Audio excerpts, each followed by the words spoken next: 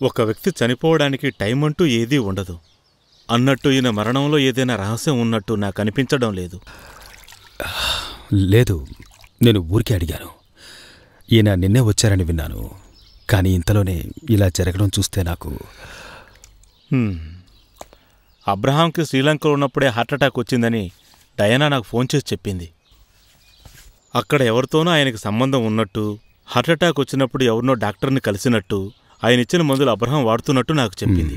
ఇక్కడికొచ్చాక ఒకసారి చెక్ చేయించమని నేను ఆవిడతో చెప్పాను.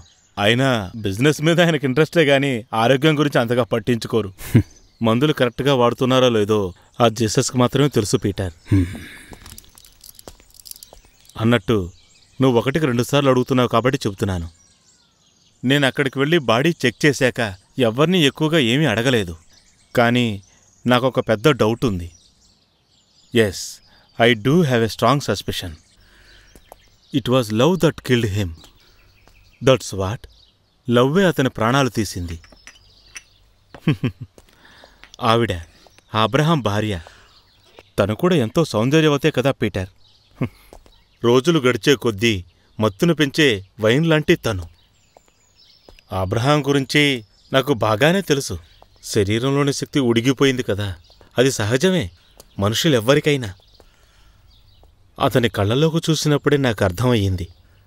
కామంతో ఎమోషన్ అవ్వడం వల్లే తన ప్రాణం పోయినట్టు అనిపించింది. మరణంలో ఇంకెవరికీ ఇటువంటి అద్భుతమైన మరణం లభించి ఉండదని నా అభిప్రాయం.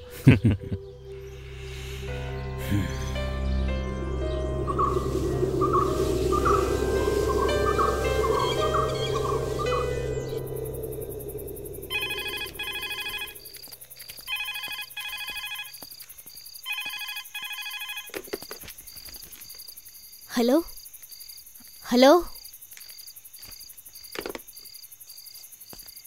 ఆంటీ, కిందకు వెళ్దారండి. ఒంటరిగా ఈ గదిలోనే ఎంతసేపు ఉంటారు?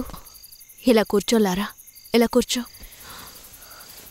నీకు తెలుసా, నాకు ఈ ఊళ్ళో ఎవ్వరి మీద నమ్మకం లేదు. కానీ నాకు నీ మీద, మీ అన్నయ్య పీటర్ మీద నమ్మకం ఉంది. ఇక్కడ ఎవరిని నమ్మలేకపోతున్నాను. నాకు ఇక్కడ అందరి మీద అనుమానమే. భయంగా ఉంది. ఆంటీ కాసేపు రెస్ట్ తీసుకోండి. ప్రశాంతంగా ఉండాలి మీరు. రెస్ట్ తీసుకుంటే మనశ్శాంతి దక్కుతుందా? ఎన్నటికీ అలా జరిగే అవకాశం లేదు. నాకు నిద్ర పట్టకుండా చేసే ఎన్నో పిశాచాలున్నాయి ఇక్కడ. పూర్వీకులు చేసిన తప్పులని సరిదిద్దే బాధ్యత, భార్యగా నా బాధ్యత, అమ్మగా నా బాధ్యత, తండ్రి కొడుకుల మీద నాకున్న బాధ్యత. ఇవే కావు, చనిపోయిన వాళ్ల బాధ్యత. ఇవన్నీ నాకు దూరమైపోయాయి. నాకంటూ ప్రత్యేకంగా ఏది లేదు.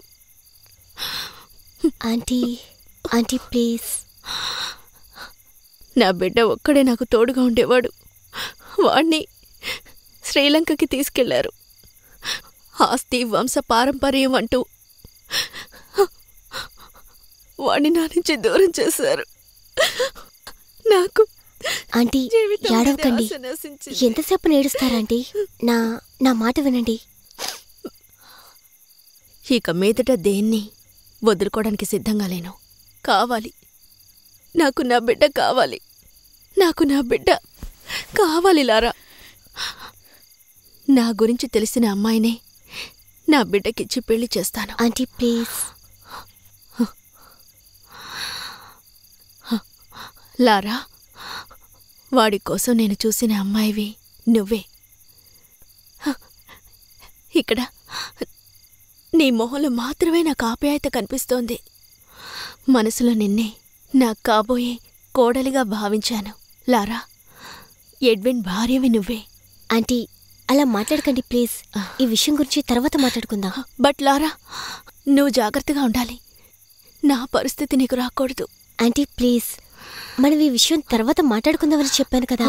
కూర్చో. నీతో ఒక విషయం చెప్పాలి. రెజీనా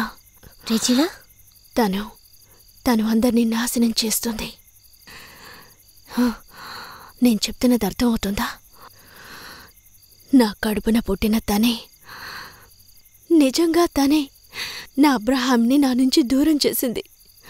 నా కొడుకు ఇక్కడి నుంచి వెళ్ళిపోవడానికి కూడా తనే కారణం. చూడులారా, నీకు ఎడ్విన్ని అది దక్కనివ్వదు. అందుకే చెప్తున్నాను లారా, జాగ్రత్త. తను రాగానే ముందుగా నువ్వు ఈ విషయం మీ అన్నయ్యతో చెప్పాలి. రెజినా పీటర్తో మాట్లాడకూడదు. తర్వాత ఎడ్విన్ రాగానే తనని తీసుకెళ్ళకూడదని పీటర్తో నువ్వే చెప్పాలి. చెప్తావుగా? వాణ్ణి తీసుకెళ్ళకూడదని చెప్తావు. సరే ఆంటీ. హలో హలో హలో, ఎవరు మాట్లాడేది? హలో హలో, ఎవరది?